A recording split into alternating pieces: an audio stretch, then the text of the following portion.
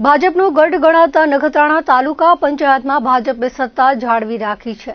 આજે તાલુકા પંચાયત પ્રમુખ ઉપપ્રમુખની ચૂંટણીમાં ભાજપના બંને ઉમેદવારો વિજય થયા હતા। તાલુકા પંચાયત કચેરી ખાતે અધિક ચૂંટણી અધિકારી પ્રાંત ઉત્કર્ષ ઉજ્જવલના નેજા હેઠળ ચૂંટણી પ્રક્રિયા હાથ ધરાઈ હતી। તાલુકા વિકાસ અધિકારી હાર્દિક ગઢવીએ તમામ સભ્યોને આવકારી એજન્ડા રજૂ કર્યો હતો, જેમાં પ્રમુખ કોંગ્રેસના પ્રમુખપદના ઉમેદવાર કાજલબેન ગઢવીને 7 મતો મળ્યા હતા, જ્યારે ભાજપના ભારતીબેન નીતિનગીરી ગોસ્વામીને 11 મતો મળ્યા હતા, જેથી ભારતીબેન બહુમતી મળતા વિજય ઘોષિત થયા હતા।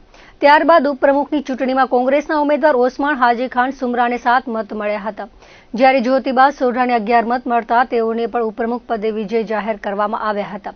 બંને ઉમેદવારોને ચેમ્બર્સમાં લઈ જવાયા હતા, જ્યાં તેમનું ધારાસભ્ય PM જાડેજા, પ્રભારી પરેશ વાનુશાલી મીઠું મોઢું કરાવી આવકાર્યા હતા। ભાજપની સમગ્ર ટીમે ભારત માતા કી જય ઘોષ સાથે વિજયના વધામણા લીધા હતા। કચ્છની સરહદ પર આવેલા અત્યંત સંવેદનશીલ અને પછાત ગણાતા લખપત તાલુકાની પંચાયતમાં સત્તા મેળવવા માટે કચ્છ ભાજપ અને કોંગ્રેસ વચ્ચે સીધો જંગ જોવા મળ્યો હતો।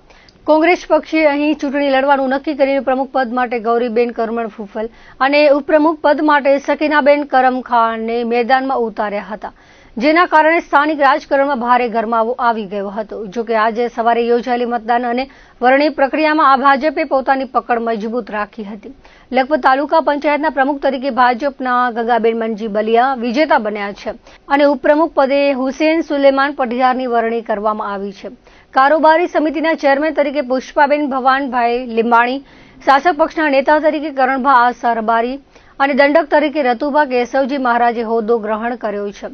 કોંગ્રેસના વિરોધ વચ્ચે ભાજપની આખી પેનલ વિજેતા બનતા સરહદી વિસ્તારના ભાજપ કાર્યકરોમાં ભારે હર્ષોલ્લાસ વ્યાપી ગયો છે।